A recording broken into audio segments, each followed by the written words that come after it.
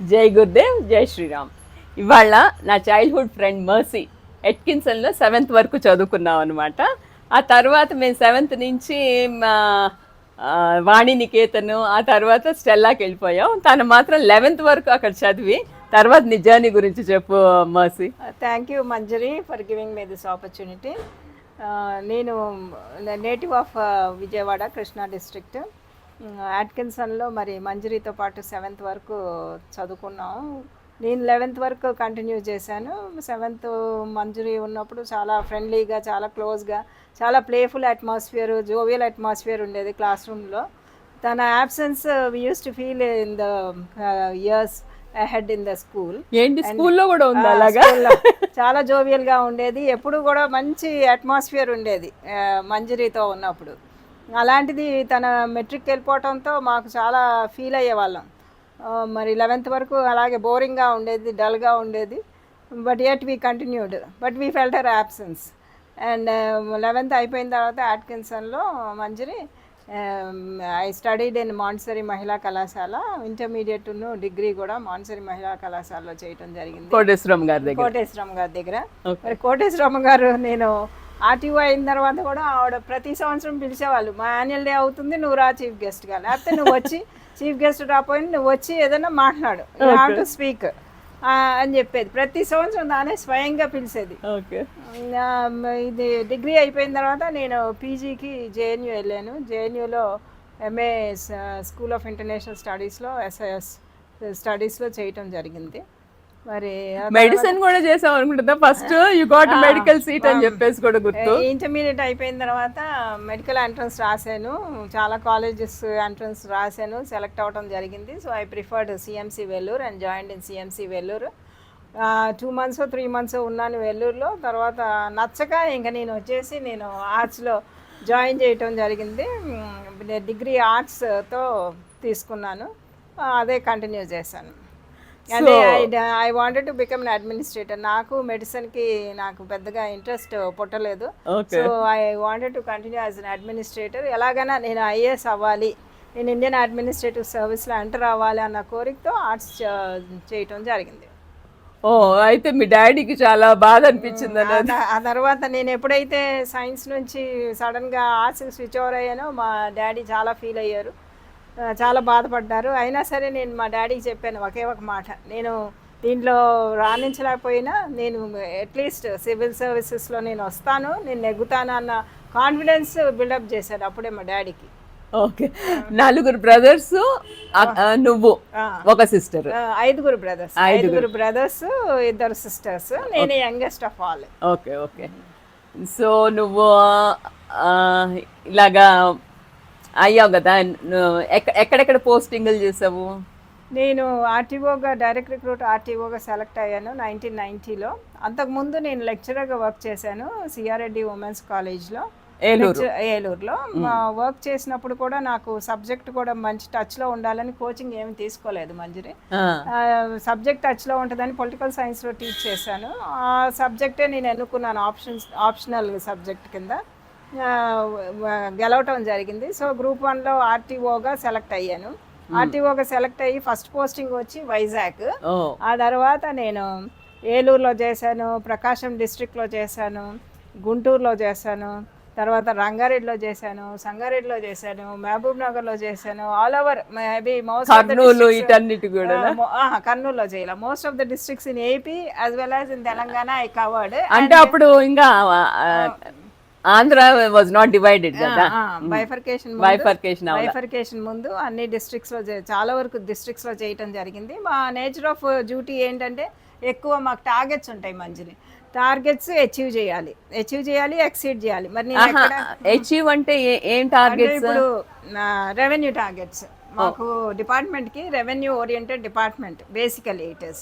So revenue అనేది fix చేస్తారు, ఒక్కొక్క జిల్లాకి ఇంత రెవెన్యూ అచీవ్ చేయాలంటారు. ఆ రెవెన్యూ దేని రూపంలోనే రావచ్చు, అంటే క్వార్టర్లీ ట్యాక్స్ కానీ, లైఫ్ ట్యాక్స్ కానీ, ఫీజ్ కానీ, ఎన్ఫోర్స్మెంట్ కానీ, వీటి ద్వారా మాకు రెవెన్యూ వస్తుంది. సో మా డ్యూటీ ఏంటంటే ఇవన్నీ ఆటోమేటిక్గా వచ్చాయి, quarterly tax, life tax, fees, enforcement. మేము రోడ్డు మీద బండ్లు చెక్ చేస్తే కానీ ఎన్ఫోర్స్మెంట్ రెవెన్యూ అనేది రాదు. So I use to be at the back of my inspectors to achieve the revenue.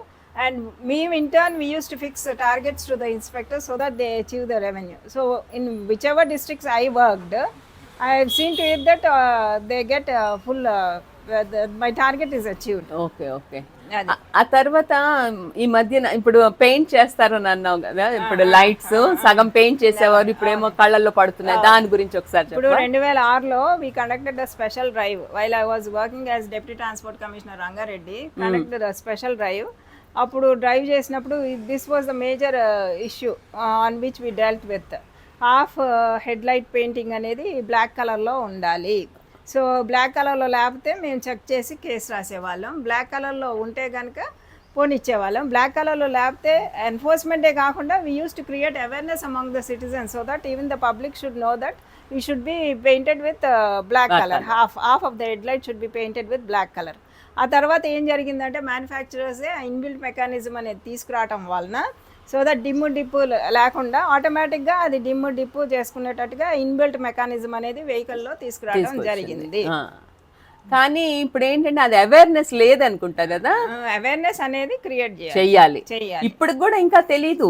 ఇప్పుడు ఏంటంటే ఇప్పుడు నేను కూడా డ్రైవ్ చేస్తాను కానీ హైలోనే చేస్తాను, నీవు చెప్పిన కాడి నుంచి డిమ్ లో చేస్తున్నాను అనమాట. So I got that awareness. So I feel everybody who watches this video ఆ అవేర్నెస్ వచ్చి ఇప్పుడు డ్రైవ్ చేస్తున్నప్పుడు మాత్రం డిమ్ లో వెళ్తేనే సరిపోద్ది, ఆ కళ్ళల్లో ఫోకస్ లైట్స్ పడకుండా యాక్సిడెంట్స్ అవ్వకుండా ఉంటాయి. హెడ్ లైట్ అనేది ఫోకస్ బ్రైట్గా ఉంటుంది కాబట్టి వాళ్ళు చాలా వరకు డ్రైవ్ చేసేటప్పుడు వాళ్ళకి ఆ బ్రైట్నెస్ తట్టుకోలేరు. సో అది ఇన్బిల్టే ఉంది కాబట్టి జాగ్రత్తగా అది చూసుకొని చేసుకోవాలి. తర్వాత నువ్వు రిటైర్ అయిపోతుంటే వాళ్ళకి చాలా మర్యాదగా వాళ్ళని నీకు ఎలా చేస్తే నీకు ఇష్టమవుతుందో అలాగే చేస్తావని చెప్పావు. దాని గురించి చెప్ప. ఇప్పుడు ఎవరైనా సూపరాన్యేషన్ అయ్యి ఎన్నో ఇయర్స్ సర్వీస్ చేస్తారు కదా డిపార్ట్మెంట్లో వాళ్ళు సర్వీస్ చేసినందుకు గాను మన బాధ్యత ప్రకారం యాజ్ అన్ ఆఫీసరు మా సబార్డినేట్స్ ఎవరైనా రిటైర్ అవుతున్నా మన బాధ్యతతో ఏంటంటే వాళ్ళు ఘనంగా వీడ్కోలు పలకాలి, వాళ్ళు కేక్ కూడా కట్ చేయించేదాన్ని సన్మానించాలి. కేక్ కట్ చేసి అంటే నా పద్ధతి ప్రకారం నేనేం చేసేదాన్ని అంటే నలుగురిని పిలిచి స్టాఫ్ అందరిని పిలిచి వాళ్ళని సన్మానించి వాళ్ళ గురించి నాలుగు మంచి మాటలు చెప్పి ఘనంగా సత్కరించి వాళ్ళని వీడ్కోలు పలికేవాళ్ళం. మా గవర్నమెంట్ వెహికల్లోనే పంపించేవాళ్ళం అనమాట. వాళ్ళ ఫ్యామిలీ మెంబర్స్ ఎవరు వచ్చినా కానీ వాళ్ళు చాలా ఫీల్ అయ్యేవాళ్ళు. It's a memorable day. Retirement అనేది it's a memorable day for any individual. Any government service employee should retire one day or the other. So అలాంటి బాధ్యత అనేది నేను అవలంబించాను. వాళ్ళు కూడా ఇప్పుడు కూడా వాళ్ళు మర్చిపోలేని సంఘటన అన్నమాట. ఎవడన్నా రిటైర్ అయితే వాళ్ళు ఇప్పుడు ఆఫీస్ సబార్డినేట్ గారు whatever the cadre is, he may be an office subordinate, he may be a watchman, but at the same time వాళ్ళకు కూడా వాళ్ళు మర్యాదపూర్వకంగా పంపించడం జరిగింది. నీకు సర్వీస్ లో ఉండగా మర్చిపోలేని సంఘటనలు ఏమన్నా ఉన్నాయా? ఇప్పుడు చాలా ఎన్ఫోర్స్మెంట్ చేసేటప్పుడు చాలా వరకు మేము ఛాలెంజెస్ అనేవి చాలా వరకు ఫేస్ చేసాము. డేంజర్ కింద ఏమన్నా అనిపించిందా, ఇది ఇప్పుడు చేస్తే ఇది డేంజర్ నాకు అలాగని ఏం అనిపించలా. ప్రతిదీ కూడా ఛాలెంజ్గా తీసుకోవడం జరిగింది. ఆ ఛాలెంజెస్ అన్నీ కూడా ఈజీగానే సాల్వ్ చేసేవాళ్ళం. పెద్దగా నాకేం ప్రాబ్లమాటిక్గా ఏం అనిపించలేదు. ఓకే. అయితే ఒకటి మర్చిపోలేని సంఘటన ఏంటంటే ఒకసారి మా స్టాఫ్ సబార్డినేట్స్ ఎవరన్నా మాట్లాడటానికి వస్తారు, వాళ్ళ ప్రాబ్లమ్స్ ఏదో చెప్పుకోవటానికి వస్తారు. కొంతమంది కొన్ని బెనిఫిట్స్ రావట్లేదనో, రిటైర్మెంట్ బెనిఫిట్స్ అనో, అదనో ఇదనో ఏదో ఒకటి నా సాయశక్తులా నేను సమస్య పరిష్కరిస్తాను. కాకపోతే నాకు వీలు లేకపోతే కనుక చెప్తాను. ఒకటి ఏంటంటే ఒకసారి ఒకళ్ళెవరో వచ్చి నా ముందే కొలాప్స్ అవ్వటం జరిగింది. మరి వెంటనే వాళ్ళని తీసుకెళ్ళిపోయి అంబులెన్స్ ఫోన్ చేసి వాళ్ళని తీసుకెళ్ళి హాస్పిటల్ అడ్మిట్ చేస్తే 100% బ్లాక్స్ ఉన్నాయని చెప్పారు. వెంటనే అది బైపాస్ చేయించేసాం. ఇప్పటికీ వాళ్ళు ప్రతి సంవత్సరం వచ్చి కలుస్తూ ఉంటారు, మీ వాళ్ళనే మేము మళ్ళీ మాకు పునర్జన్మ వచ్చిందమ్మా అని చెప్తూ ఉంటారు. సో అలాంటి కొన్ని సంఘటనలు ఉన్నాయి, చాలా సంఘటనలు ఉన్నాయి. ఇది ఒక చిన్న ఎగ్జాంపుల్ మాత్రమే. Okay okay. సో నీకు ఆఫ్టర్ రిటైర్మెంట్ ఏం చేద్దామని నీ ఆస్పిరేషన్స్? నాకు ఏంటంటే ఇంకా నేను కాస్త అవేర్నెస్ ఇదివరకు చాలా కాలేజెస్ స్కూల్స్ కవర్ చేశాను మంజరి. రోడ్ సేఫ్టీ మీద కానీ, నేను గుంటూరులో వర్క్ చేసినప్పుడు, రంగారెడ్డిలో వర్క్ చేసినప్పుడు రోడ్ సేఫ్టీ మీద అవేర్నెస్ క్లాసెస్ అనేది కండక్ట్ చేయడం జరిగింది. హెల్మెట్ పెట్టుకొని డ్రైవ్ చేయండి, అలాగే సీట్ బెల్ట్ పెట్టుకోండి అని, సెల్ ఫోన్ డ్రైవింగ్ చేసేటప్పుడు సెల్ ఫోన్ మంచిది కాదని, ఇలాంటి పలు సూచనలు చెప్పడం జరిగింది. చాలా వరకు కాలేజెస్ కవర్ చేశాను, స్కూల్స్ కూడా కవర్ చేశాను. అదే కాకుండా కాన్ఫిడెన్స్ బిల్డింగ్ మెజర్స్ కానీ, మోటివేషనల్ మెసేజెస్ కానీ ఇవ్వటం అనేది నా ప్యాషను. ఇక ముందు కూడా రిటైర్డ్ లైఫ్లో కూడా మరి అటువంటి అవగాహన కాలేజెస్లో, స్కూల్స్లో తీసుకొద్దామని నా కోరిక. మర్సియల్లో మమత అయ్యావు, మీ మ్యారేజ్ గురించి చెప్పా. మాకు 1996లో పెళ్ళయింది. నేను I was under the impression that నాకు స్టేట్ సివిల్ సర్వీస్ వచ్చింది కాబట్టి సెంట్రల్ సివిల్ సర్వీసెస్ ఆయన్ని చేసుకోవాలన్న కోరిక ఉండేది. మా బ్రదర్స్ చెప్తే ఆ కోరిక కాస్త నెరవేర్చారు. ఒక ఐఆర్ఎస్ని చేసుకున్నాను. ఆయన చేసుకున్న తర్వాత పేరు మార్చడం జరిగింది. మమతా ప్రసాద్గా పేరు మార్చారు. ఇంకా అప్పటి నుంచి కూడా పేరుతో కొనసాగుతున్నాను. ఇప్పుడు ఇప్పుడు ఆయనేమో దూరం, ఢిల్లీ నుంచి ఎక్కువ వర్క్ చేస్తారనుకుంటా కదా, అప్పుడు ఎలా మేనేజ్ చేసేదానివి?